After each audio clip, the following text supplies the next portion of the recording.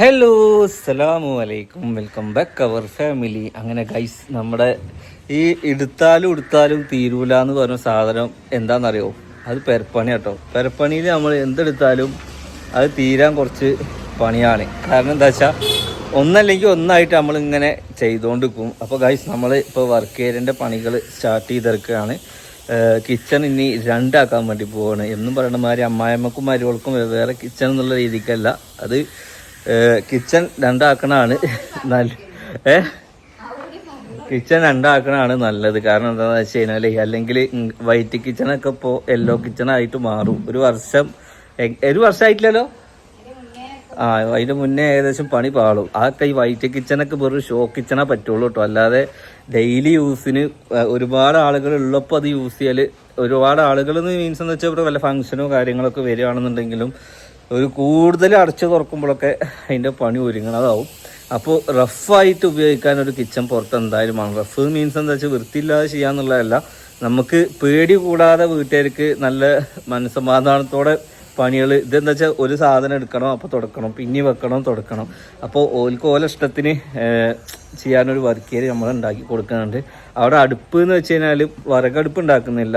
കാരണം എന്താണെന്ന് വെച്ച് കഴിഞ്ഞാൽ അവിടെ ഫുള്ള് പുകഞ്ഞു കഴിഞ്ഞാൽ എന്താണ് മൊത്തത്തിൽ ഉള്ളിൽ കൂടി എല്ലായിടത്തും കൂടിയും പോക്കാവും. പിന്നെ വിറക് വാങ്ങുന്നതും ഗ്യാസ് വാങ്ങുന്നതും ഒക്കെ കണക്ക് തന്നെയാണ്.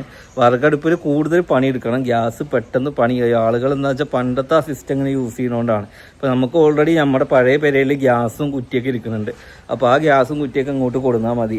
ഓക്കെ, അപ്പോൾ അത് അവിടെ വെച്ചിരുന്നത് എന്താണെന്ന് വെച്ച് കഴിഞ്ഞാൽ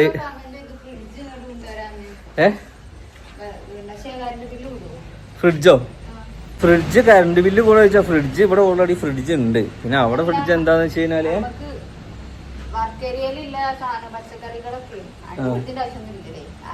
പിന്നെ ഞങ്ങൾക്ക് 2 ഫ്രിഡ്ജ്, 2 വാഷിംഗ് മെഷീൻ.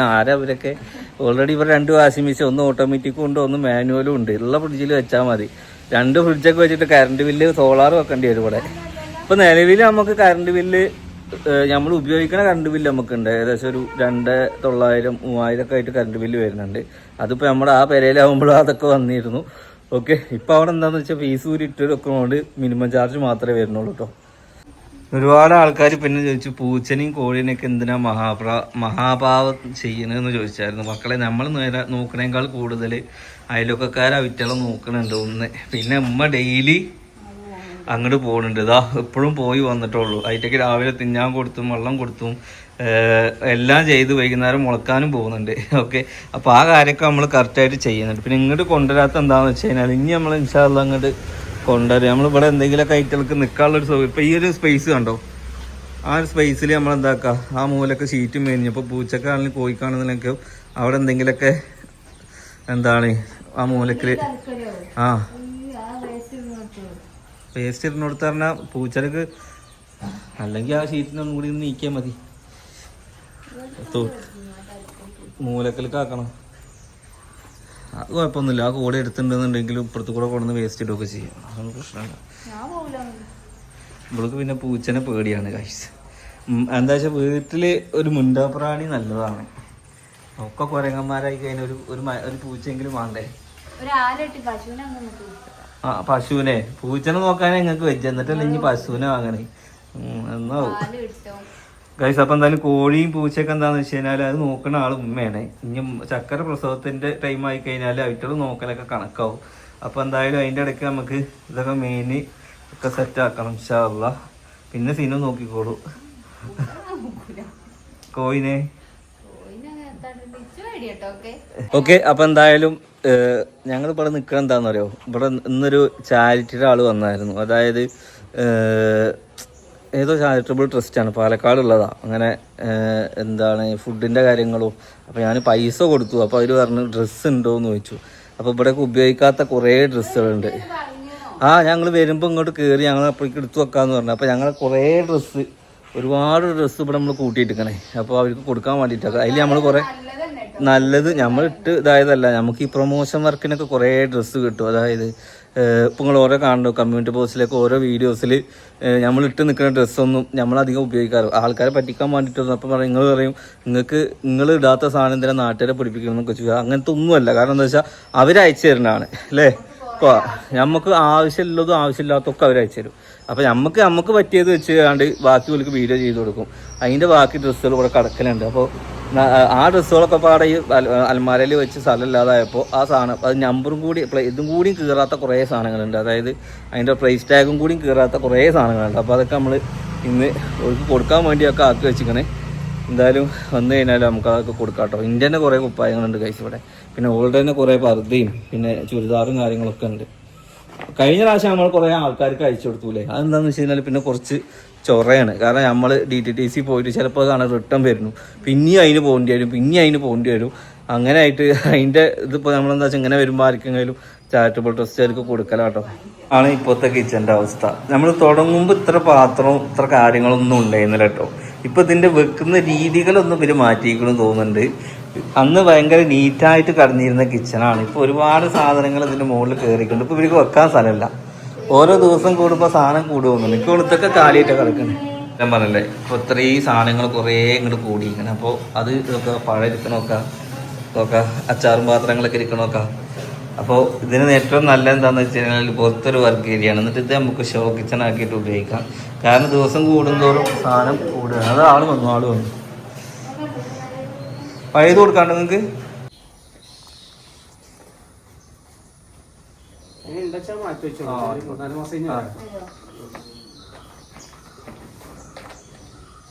ഒന്നും നമ്മൾ ഉപയോഗിക്കാത്ത പേര് വേണമെന്നില്ല. ഇല്ല അത് കുഴപ്പമില്ല.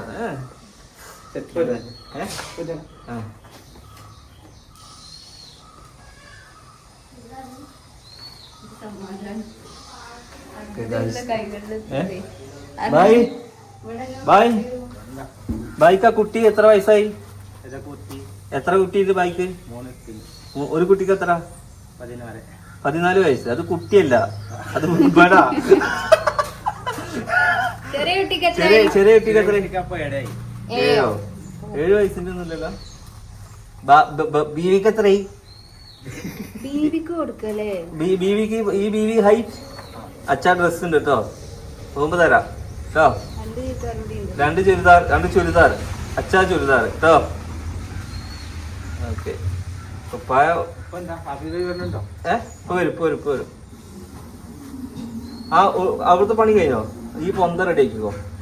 പിന്നെ ഇതൊക്കെ ഈ സാധനങ്ങളില്ലേ, നല്ല സാധനം കഴുകിയിട്ട് അതിൽ ബക്കറ്റിൽ ഇട്ടോ. ഏറ്റവും നല്ലൊരു നീല ചുരിദാർ ഉണ്ട്, അതാണ് ഞാൻ നോക്കിയത്.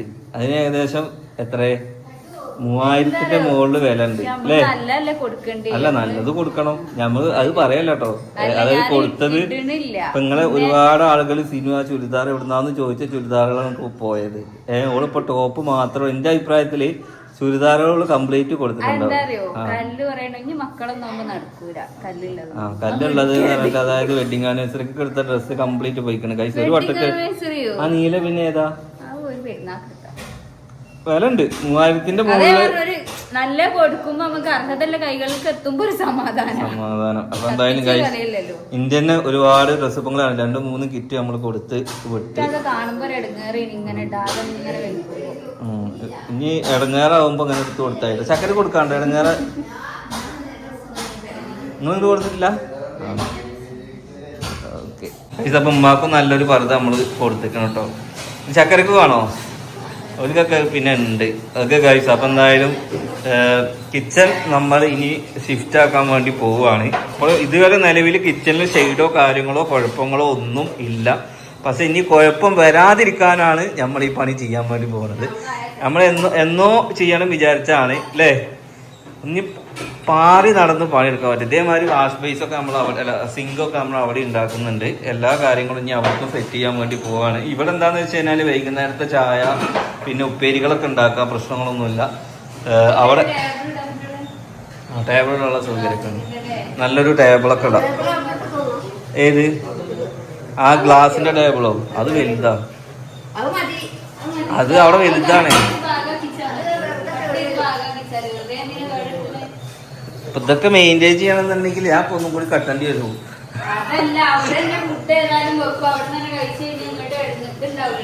അപ്പൊ പിന്നെ ഡൈനിങ് ടേബിളിന്റെ ആവശ്യം ഉണ്ടായിരുന്നില്ലല്ലോ. അത് ശരിയാണ്. അവിടെ ഇട്ട് കഴിഞ്ഞാല് വെച്ചലും നുറുക്കലും ഇതാക്കലൊക്കെ ആ ഡയഗ്രാമ നിന്ന് ചെയ്യും. ഒരു കവർ ഇട്ടാൽ മതി. പക്ഷേ ഡൈനിങ് ഹാളിലേക്ക് ഇടുന്ന ടേബിളാണ്. അതൊക്കെ ഇങ്ങനെ അടുക്കളയ്ക്ക് ഇടുമ്പോൾ ഒരു ഇടങ്ങേറ്. അത് ചെയ്ത പ്ലാസ്റ്റിക്കിന്റെ ഒക്കെ ടേബിൾ മതി. ടൈലൊക്കെ ഇടും. ഭക്ഷണം കഴിക്കല്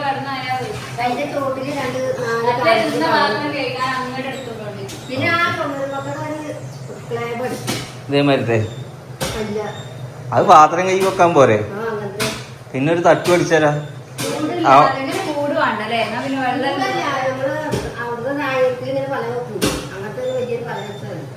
അല്ലെങ്കിൽ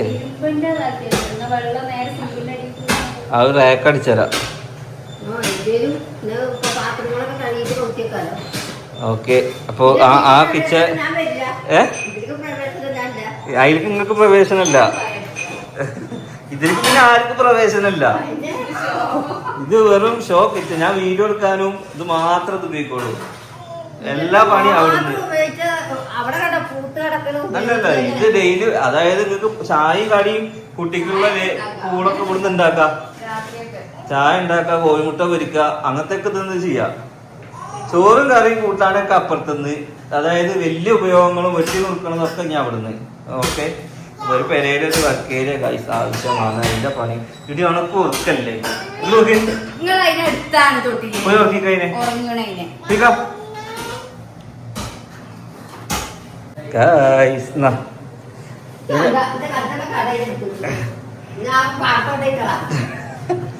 ഓർമ്മയില്ലതേ.